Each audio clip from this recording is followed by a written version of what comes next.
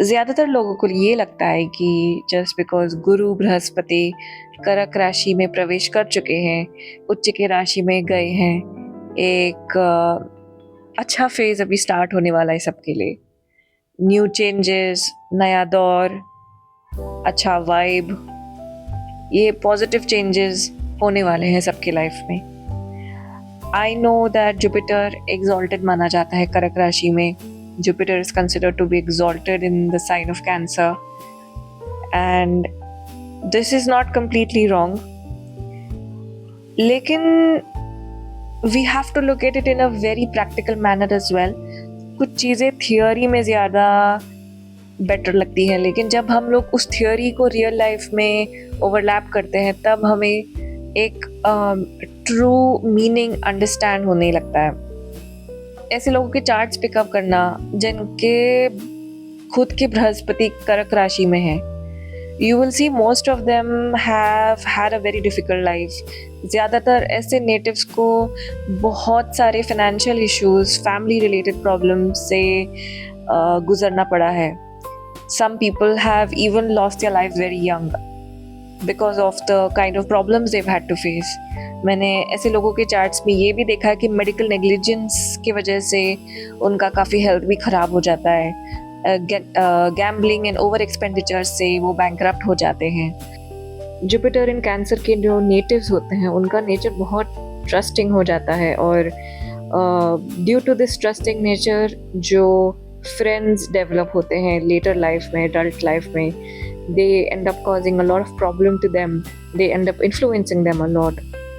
peer pressure के कारण काफ़ी टाइम मैंने ये भी नोटिस किया है कि बिजनेस डिसीजंस गलत हो जाते हैं, फाइनेंशियल इन्वेस्टमेंट्स गलत हो जाते हैं, रियल एस्टेट इन्वेस्टमेंट्स काफ़ी टाइम रॉन्ग हो जाते हैं। इस सब के चक्कर में जो नेटिव्स हैं, जो जुपिटर इन कैंसर नेटिव्स हैं, इनके जो बच्चे होते हैं, इनके जो परिवार के लोग होते हैं, इनको सबसे ज़्यादा सफ़र करना पड़ता है and this is really not fair to them also.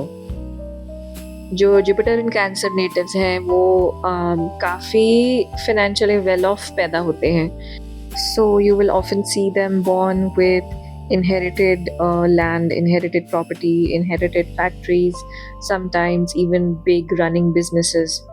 But as you see जैसे जैसे टाइम निकल जाता है, जैसे जैसे वो बड़े होने लगते हैं, वो उन इनहेरिटेंसेस को, उन बिजनेसेस को या फैक्ट्रीज को या जो भी इनहेरिट हुआ है वो प्रॉपरली हैंडल नहीं कर पाते हैं and because of that they and up most of the times having a very difficult adulthood and they end up having a very difficult older life.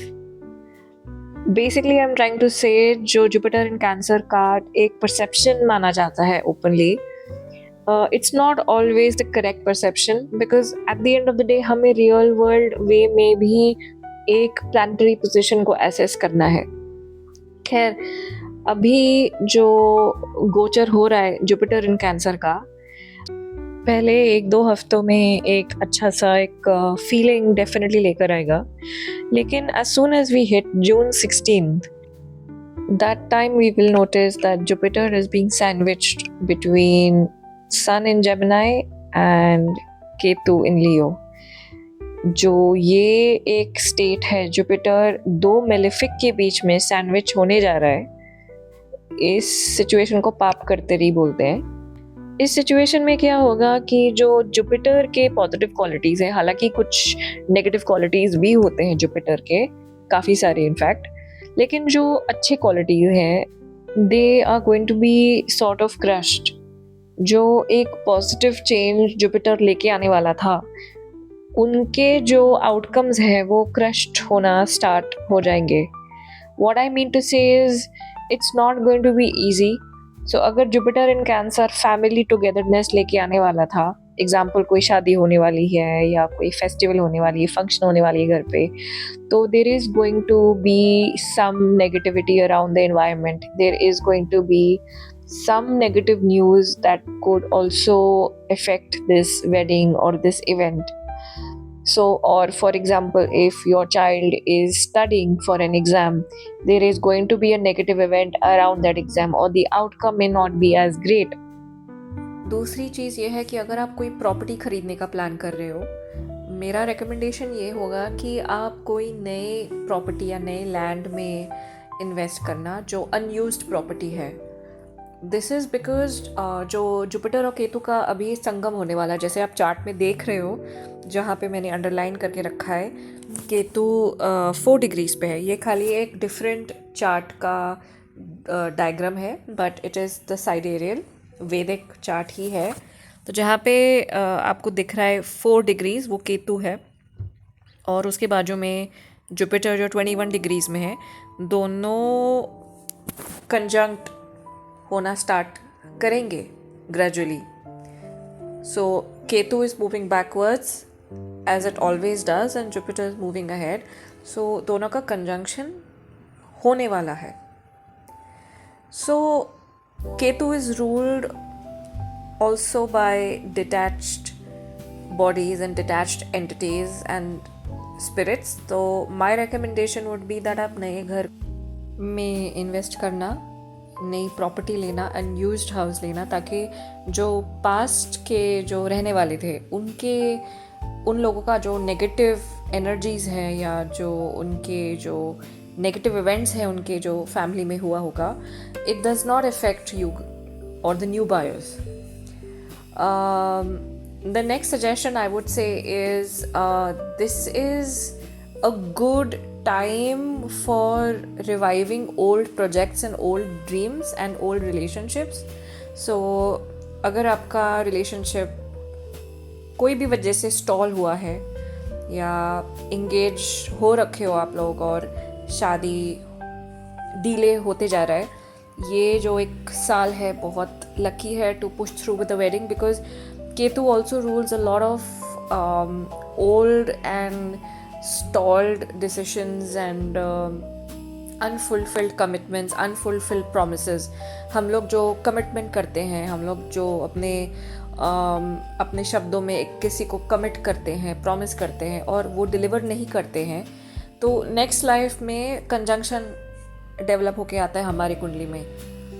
So for example, if आपने किसी को commit किया है कि मैं आपके पैसे next year लौटाने वाला हूँ और आप नहीं लौटाते हो, आप एग्ज़ाम्पल अब्सकॉन्ड कर लेते हो या फॉर वट एवर रीज़न आप डिफ़ॉल्ट कर लेते हो, you don't return the money back that you owe them, and ऐसे करते करते लाइफ चली जाती है. तो जो अगले जन्म में आप जब आपका रीबर्थ होता है या आपके फ्यूचर बच्चों का बर्थ होता है, grand children,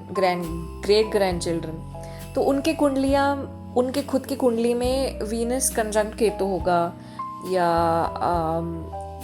mercury Venus conjunct Ketu होगा, या अगर बहुत ही किसी से लिया है, एग्जाम्पल प्रॉपर्टी चीटिंग हो गया है, लैंड चीटिंग हो गया है, तो अगर इतना कुछ एसेट आपने किसी से लिया है और रॉन्ग वे में लिया है, तो you will obviously see a very difficult configuration in your chart. You will see Pluto, Venus, Mercury, Mars conjunct Ketu. तो ऐसे करते करते आपका जो केतु है वो स्ट्रॉन्गर होते जाएगा, and that will keep holding you back, and you will be constantly pushed into situations where you will have to clean up this promise. You will have to pay back in whatever way, whether it is through money, whether it is through effort, whether it is through energy, but you will have to pay back that pending energy.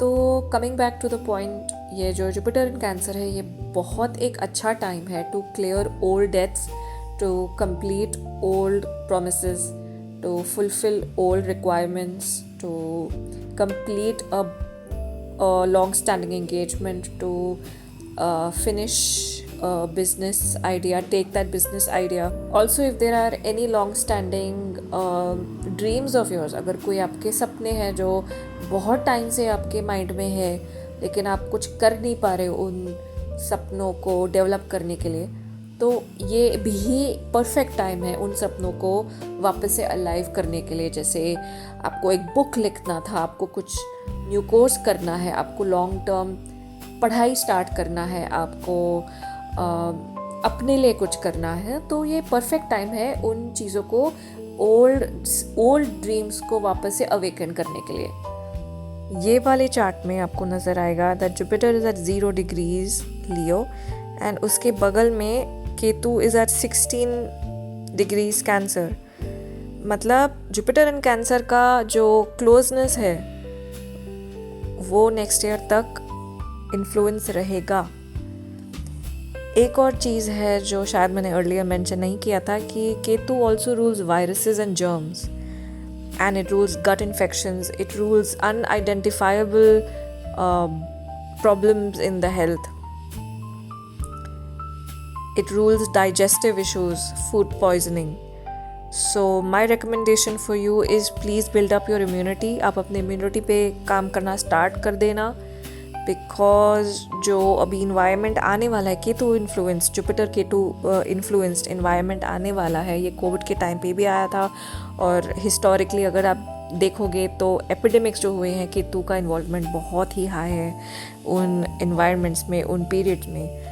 तो आप अपना खुद का immunity buildup करना start करो। आपको example chyawanprash खाना है या विटामिन अपना B12 D चेक करके प्रिस्क्रिप्शन लेके आप अपना स्टार्ट कर लेना intake. Try to do these immunity boosting activities so that you will be prepared if there is an mini epidemic again, or if there is something that affects you health wise during this 1 year of Jupiter and Ketu conjunction. Finally, around the next year Saturn goes into Aries. हम इस बारे में अभी बात नहीं करने वाले हैं, लेकिन in short Saturn in Aries जो शनि मेष राशि में जाने वाले हैं वो एक अच्छा टाइम नहीं है इकोनॉमिकली स्पेशली।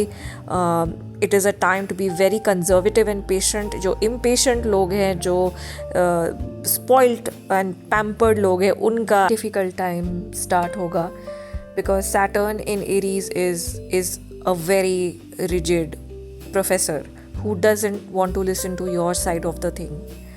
So economically अगर आप एक जॉब में है अभी, I would not suggest to leave that job. अगर बहुत एक टॉक्सिक बॉस से आप फेस कर रहे हो, आप डील कर रहे हो अभी के टाइम पे, just have patience, situation change होगा एंड आप जब एक लीडरशिप पोजीशन में आ जाओगे, you have to ensure that you don't become the bully, because Saturn in Aries is a classic bully configuration. तो ये एक डिफ़िकल्ट कॉन्फ़िगरेशन है, लेकिन try not to change jobs right now. That's it for now guys, and more letter.